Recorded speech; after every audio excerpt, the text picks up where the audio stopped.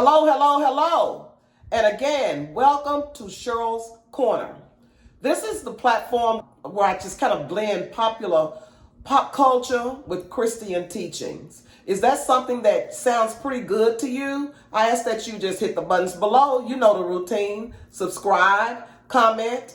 This topic this week is something that I'm really interested in getting into.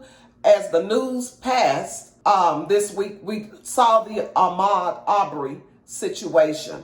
I want to just jump right into that. Racism. Racism is discrimination directed toward a person or a group of people.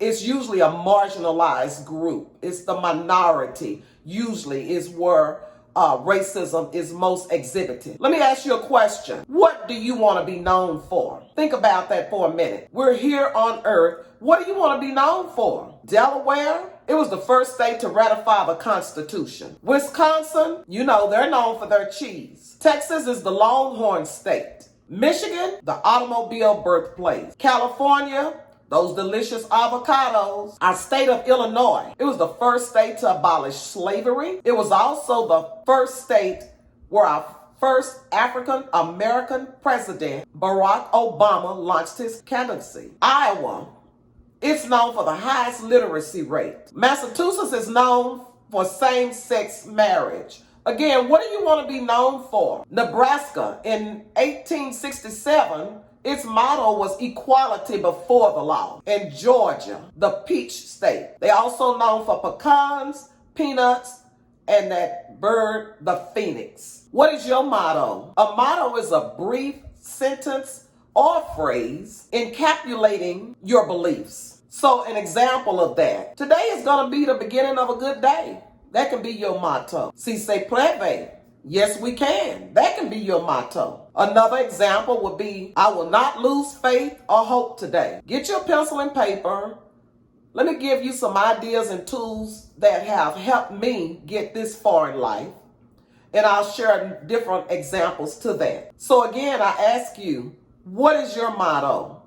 What do you want to be named for? I'm reminded of our current news regarding Ahmad Aubrey. I'm reminded that God so loved the world that he gave his only begotten Son, and whosoever believeth in him shall not perish, but have everlasting life. I'm reminded of so many senseless deaths. Sandra Bland, Breonna Taylor, Philando Castile, and the list continues. I'm reminded of my own experience. That experience has shaped and transformed me. I was driving to my former university. I wanted my then 11-year-old daughter to just see where I had graduated from and to start giving her some direction as to the future plans she would be making. As I was traveling between buildings, just pointing out, that's the arts building, that's the nursing building, that's the English building, that's the science building. So as I was passing those different buildings, I looked in my rearview mirror and there were red lights behind me. It was a police officer signaling me to pull over.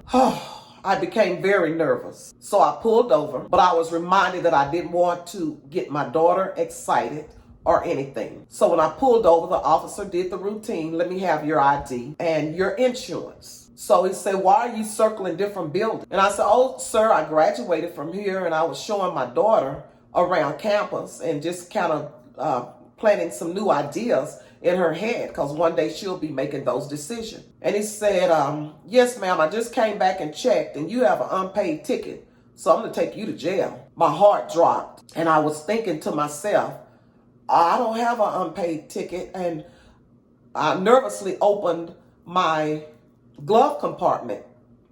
So I was able to pull out the receipt as to where I had paid that ticket. So the gentleman, he said, oh yeah, you know, I don't know nothing about that. On my records right here, you have an unpaid ticket and you're going to have to go. So eagerly and aggressively, he called for backup. Moments later, 2 additional police officers came. And by then, I just couldn't imagine what was going on, and still thinking, this is just a misunderstanding. There will be no problems. Let me keep my daughter okay. So the police officer stepped to my car and he asked, ma'am, the officer said you have an unpaid ticket and we're going to have to take you to jail because it's in warrant status. And I said, no, sir, I have a receipt here as to the ticket that he's talking about. That's been long paid, but here's my receipt. And he looked at me and he pulled the officer over who had initially made the stop. And he talked to him and he was like, did you see her receipt? And he was like, well, I stopped them because, we were having trouble with some people breaking in cars on the campus. And these look like they could be the ones that fit that bill of some people breaking in students' cars on the campus. So he came back to the car and he's like, well, my officer said that his records show that you haven't paid anything. I said, well, sir, here's my receipt. I don't have anything like that. I said, I was also just telling him I was showing my daughter around campus because she'll be maybe one day wanting to attend this university. And he was like, well, I'm going to follow what the officer said he stopped you for. And, that's his call. He said he wanted to take you to jail. So he's like, can she take your car on home? And I said, no, sir, she can't take my car home. He goes, because you're gonna come on with us. And my heart was just pounding out of my chest at that time. But I was still thinking it's gonna be okay as long as I don't give my daughter a negative experience as to what's happening right now. And he was like, well, why can't she take the car home? And he looked in the car and I said, well, she's 11 years old. His face turned beet red. He looked at the other officer standing there and they went to their police cars and they talked and they chatted for a moment. And he came back and says, yes, ma'am. Is there someone you can call to come get her? And I said, no, there is no one I can call to come get her. And you guys are over exaggerating this. You don't have any reason to detain me or to hold me up. You said he said he stopped me because I was didn't make a signal as I was going through the buildings. I graduated from this university. I'm just showing my daughter my experiences and sort of my early beginnings. And there is no problem here. And he's like, well, I'm trying to just go along with the officer and he wants to take you down. And do you have anyone who can take your daughter home? I said, no, sir.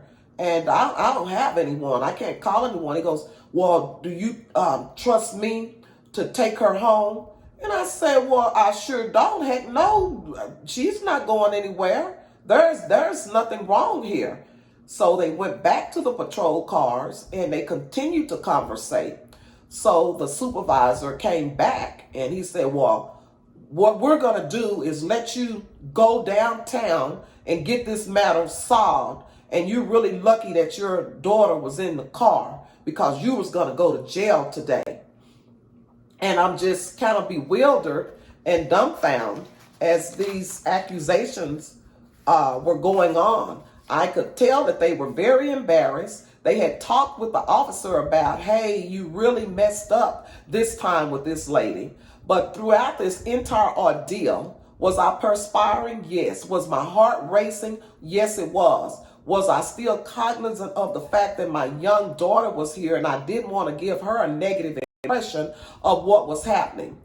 Not one time did any of the officers apologize or show any sympathy or empathy toward the situation, and that perhaps this was a misunderstanding, but they were so focused on someone breaking into cars that I had no knowledge of, but they were going to pin those charges on us. Have you written your motto yet?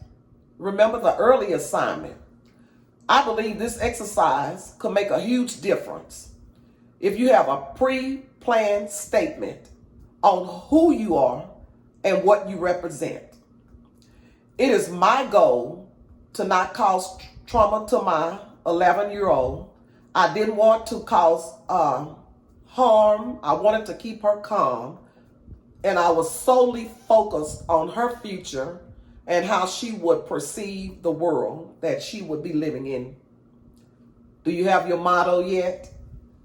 Now is a good time to have a plan to practice and recite. It might help you in the future. As you think about what you do want and to be known for, what happened in this case was an exercise on implicit biases. Implicit biases are those thoughts that are unconscious. Say, for instance, it's been 10 years since you rode a bicycle, but implicitly, if you see a bicycle and you can fit it, you'll probably get on and you'll be able to ride it. What about reciting the Pledge of Allegiance? You may not do that every day, or probably haven't done it in years. But once you get there, you remember the words to those pledges. Your alphabets. Those are things that are just kind of implicit. You don't have to really think about it. It's just in your subconscious mind. So let's see how this works. Get a piece of paper and write the sentence, "In the beginning, God created." On your keyboard, just "In the beginning, God created." You probably went through that exercise rather quickly and rapidly. To show the difference with explicit biases, I'll ask you on your keyboard, name the letters that are on the top row of that keyboard. Yeah, that's a little bit more challenging because you have to think about it. I remember when we were growing up, the teenage, the 12 and 13-year-olds, I was like about 6 years old, they would love to spell the state Mississippi. Mississippi. Okay, we learned that, but then what they would do is reverse it. So it became implicit because you didn't have to think about it. Mississippi. But what became explicit, or something that you have to learn that has been programmed into you, was how to spell it backwards. So that's a little bit more challenging. So you have to think of the order that the letters come in. Mississippi. I got it. So implicitly, Mississippi, Mississippi. Mississippi. Explicit, Ppissim, because you had to think about those things. You young people that are playing Fortnite, you don't have to ever think about how to play that or remember that. That's something that's going to always be in your head. I told the officer everything about me implicitly. I told him who I was. I gave him my address, my ID, my insurance. I even told him that I graduated from this university. I told him this was my daughter. But because of some of the crime that had taken place in the area, it appeared as if explicitly my daughter and I looked like the two females I'm assuming they had targeted as being the people that was causing problems. So we have implicit biases, which are just unconscious things, and we have explicit biases, which are things that we hold to be true. I hope this is helpful to someone. Just leave me a comment. So far, so good. Implicitly, Ahmad Aubrey knew himself, as did his family. This is implicitly. He jogged, he ran, he wasn't running for trouble. He was enlarging his health. He was improving his life. Perhaps he had beautiful thoughts on his mind that day. Was his thought something like, "I really love it out here"? Was his thought someday, when I cross the highway, I'm on one side, but eventually my goal in life is to get to another side of life? Was his thought, "I'm in Georgia and one day I'll rise like the phoenix from the ashes"? We'll never know exactly what his thoughts. However, explicitly, perhaps, he was viewed by some as undervalued. What is undervalued? That's not being valued or appreciated enough. Or you can say underrated, under-recognized, disregarded, less significant. How's your motto coming? If you have it, please share it in the comment below.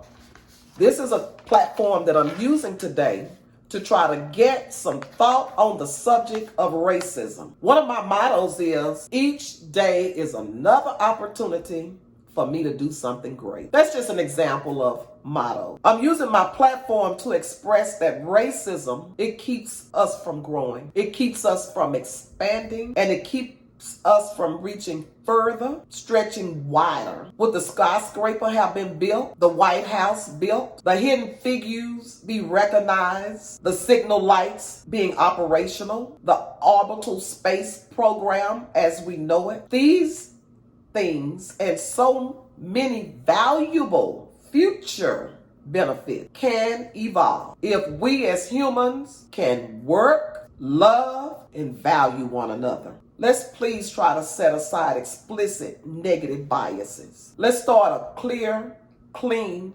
canvas.